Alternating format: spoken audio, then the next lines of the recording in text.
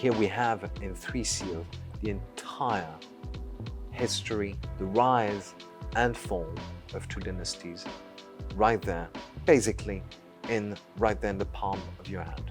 The first seal that we've got here on the right is a seal that was carved for a Ming empress, the wife of Emperor Yongle, and it was carved by her son, by orders of her son, the Hongxi Emperor, who reigned for a very short period of time, less than a year, in 1425. So we can date this seal exactly to 1425, and it's a seal that was carved to remember her, and it would have been placed in the Taimiao in the Forbidden City, which was the ancestral hall of the Ming emperors. This is very possibly the single one surviving seal of the Ming dynasty, except for the ones that were buried with the emperors. So here you'll see on the other side of the seal, it is destroyed, right? So it was carved at the very pinnacle of the Ming dynasty in 1425. And you can see the bird marks here. And basically when Li Zicheng and his peasant rebels invaded the Forbidden City, and we know exactly when that was. It was on June 3rd, 1644, because he only spent 1 night in the Forbidden City before going to fight the Manchus up north. And so it is at that very precise moment that the Taimiao was destroyed and all the seals and ritual objects within it, including this seal. So basically you have, in a single object, the absolute apex of the Ming dynasty and its obliteration. We have here a seal carved out of Tanxiangmu, sandalwood, that was carved by orders of Emperor Kangxi.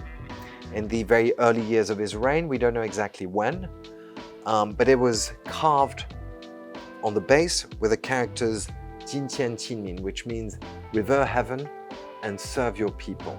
Of course, it's a very important seal. It is the largest one that Kangxi Emperor ever had carved for himself, and it really embodies the mandate of heaven.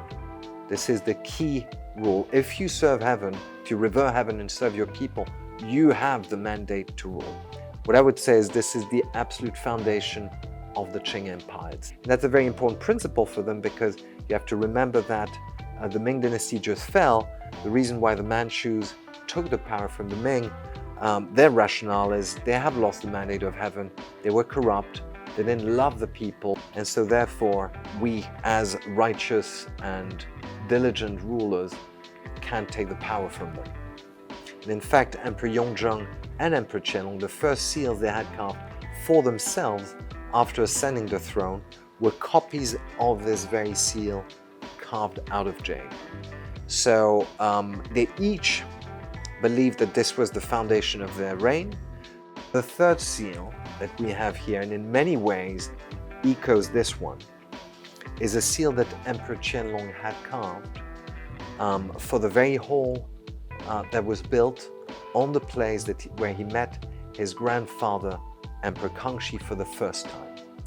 It was a hall that he named the Ji En Tang, the Hall of Grace Remembrance, the hall where he would every time go there and remember the grace of his grandfather, someone who instructed him and spent a lot of time educating him. A place in the Yuan, in the summer palace, that they use for feasts and entertainment. On the seal here, you will find Qianlong's pledge to abide by the rule of Emperor Kangxi and his father Yongzheng, which he believed to be so essential to his success. And you will see very few seals in the marketplace carved with imperial poems.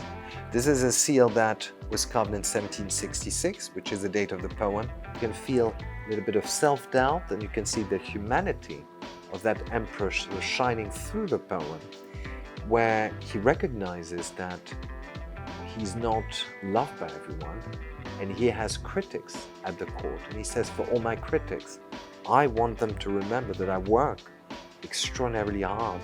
I abide by all the rules set forth by my grandfather.